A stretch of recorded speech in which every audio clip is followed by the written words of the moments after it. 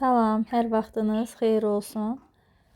Təmizlik videolarını gördüm, sevilir. Ona görə çəkmək istədim. Düzdür, günlük gördüyüm işlərin hamısını çəkib paylaşmaq alınmasa da, bəzi hissələri sizlər üçün də çəkdim ki, motivasiya olsun sizə də.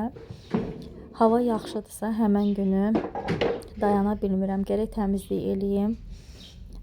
Bugün kuxnanın, bir də koridorun, dəhlizin xalçasının üstünü təmizlədim, atdım havaya və evləri yığışdırdım.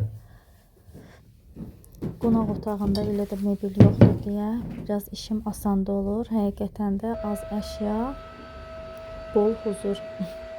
Mənim sözümdür, həqiqətən elədir. Dedim gün ortaya kimi işimi bitirim. İradə də dərsdən gələn kimi də ağ paltarları atım yumağa ki, hazır olsun. Məktəb paltarları da. Belə başlamışam burada xalçanı təmizləməyə. Mətbəxdəki stulların üzünü də təmizləyib qoydum balkondakı qurusun. Biraz çox sulu eləmişdim deyə içəridə qurumayacaqdı. Ona görə çöldə qoydum qurusun. Tez işlərimi bitirən kimi də yemək hazırladım ki, İradə dərsdən gəlsin. Yeməklərin yedilər, sonra da Xədicəni yatışdırdım. Əslində pəncərələri də silmək istəyirdim.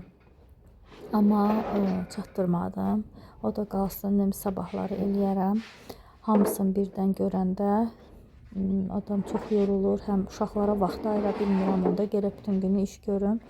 Ona görə hər gün hissə-hissə eləyirəm. Burada artıq keçmişəm, mebelləri silirəm, güzgüsünü. Güzgülər məni çox yorur, çünki uşaqlı evdə həqiqətən güzgü saxlamaq çox çətindir. Düzdür, sevirəm güzgünü, amma balaca imkan vermir də, yəni tez-tez gərək silinək, əlinin izi qalır güzgülərdə. Mebelin üzü güzgülüdür, ona görə belə yavaş-yavaş işlərimi bitirməyə doğru gedirəm. Burada da ətirləri, bəzi kosmetik vasitələri yuxarı qoymuşam. Çünki komodun qabağına qoyanda Xədicənin artıq əli çatır. Çarpayının üstünə çıxıb götürürdü. Bir neçə əşyamı da xarab eləmişdi. Ona görə artıq yuxarı qoyuram. Belə işlərimi sonlandırıram.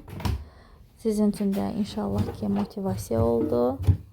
Hələlik bu qədər. Gələn videolarda görüşənədək. Əgər belə videoları sevirsinizsə, like etməyi unutmayın.